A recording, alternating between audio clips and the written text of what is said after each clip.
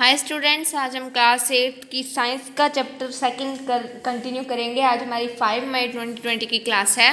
आज हमारा पहला टॉपिक है harmful micro organisms. Micro organisms are harmful in many ways. Some of the micro organisms cause diseases in human beings, plants and animals. Such disease causing micro organisms are called pathogens. देखिए, micro organisms वो बहुत harmful भी होते हैं। वो हमारे अंदर disease cause करते हैं, प्लांट्स के अंदर, एनिमल्स, प्लांट और हमारे अंदर भी। तो इन सभी डिजीज़ कॉजिंग माइक्रोब्स को पैथोजेंस कहते हैं। जैसे एक तरह का पैथोजन करंटली हम देखें, कोरोना वायरस एक पैथोजन है। Some micro organisms spoil food, clothing and leather. Let us study more about their harmful activities.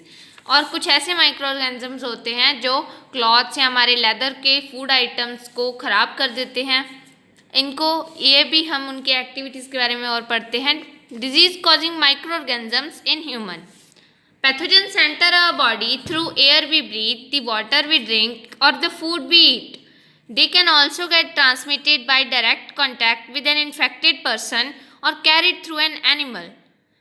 Pathogens हमारे अंदर या तो एयर से आते हैं, या वाटर से, या फूड से जो हम खाते हैं। वो हमारे अंदर किसी इन्फेक्टेड पर्सन के डायरेक्ट कंटेक्ट में आने से भी आ सकते हैं।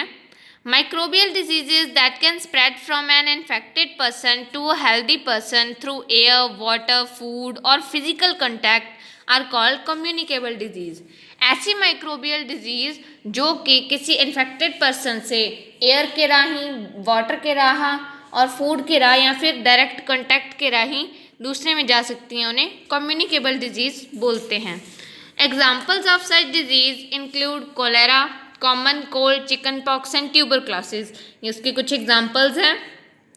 When a person suffering from cold sneezes, fine droplets of moisture carrying thousands of viruses are spread in air. जब किसी पर्सन को कोल्ड या फ्लू होता है, जब वो छींकता है तो बहुत ही छोटे ड्रॉपलेट्स, यानी कि बहुत ही छोटे छींक के उसके ड्रॉपलेट्स जो हैं वो काफ़ी दूर तक फैल जाते हैं, जिनके अंदर थाउजेंड्स ऑफ वायरस होते हैं। द वायरस में enter the body of a healthy person while breathing. और कोई हेल्दी पर्सन जो उसके आसपास सांस ले रहा है, हो सकता है वो वायरस उसके अंदर चले जाएं सांस लेते समय। Then how do you prevent the spread of communicable disease. ये पूछ रहा है कि कम्युनिकेबल डिजीज़ से फिर बचा कैसे जा सकता है। We should keep a handkerchief on the nose and mouth while sneezing. It is better to keep a distance from infected persons. हमें खांसते छींकते वक्त अपने मुंह पे एक रुमाल रखना चाहिए और इन्फेक्टेड पर्सन से दूरी बना के रखनी चाहिए। There are some insects or animals which act as carriers of disease causing microbes. ऐसे कुछ एनिमल्स भी होते हैं जो माइक्रोब्स को एक व्यक्ति से दूसरे जगह लेके जाते हैं। Housefly is one such carrier. The flies sit on the garbage and animal excreta. Pathogens stick to their bodies.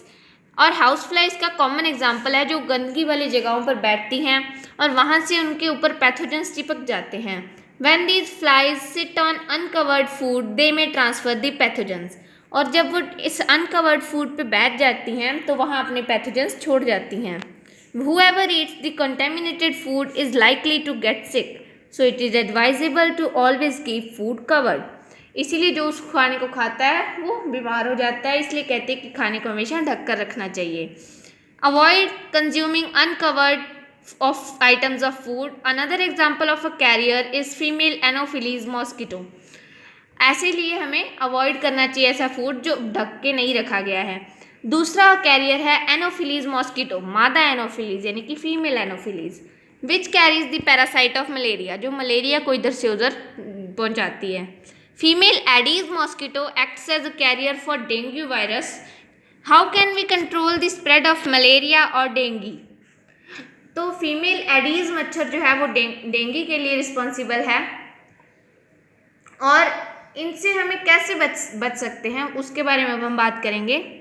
Y does the teacher keep telling us not to let water collect anywhere in neighbourhood. पहली पूछ रही है कि teacher हमसे ऐसा क्यों कहती है कि हम अपने आसपास पानी इकट्ठा न होने दें। तो इसका आंसर ये है, all mosquitoes breed in water, hence one should not let water collect anywhere in coolers, tyres, flower pot etcetera. By keeping the surrounding clean and dry, we can prevent mosquitoes from breeding. तो देखिए mosquitoes जो है वो water में breed करते हैं, इसलिए हमें आसपास किसी भी जगह कूलर टायर में पानी इकट्ठा नहीं होने देना चाहिए और हम अपनी सराउंडिंग को क्लीन रखकर अपने डिजीज से बच सकते हैं। Try to make a list of measures which help to avoid the spread of malaria. आप चाहें तो एक लिस्ट बना सकते हैं जिनमें आप वो लिखेंगे वो मेजर्स जो आप यूज़ कर सकते हैं मलेरिया के स्प्रेड को रोकने के लिए। Some of the common diseases affecting humans, their mode of transmission and few general methods of prevention are shown in table 2.1। इस टेबल में आपको बहुत सी ऊपर जानकारी दी गई है डिजीज़ के बारे में, ट्रांसमिशन और उनके प्रिवेंशन मेथड्स के बारे में। आज हम इतना ही करेंगे। आज आपका होमवर्क यही रहेगा कि आपको ये टेबल अपनी नोटबुक में नीटली ड्रॉ करना है। Thank you.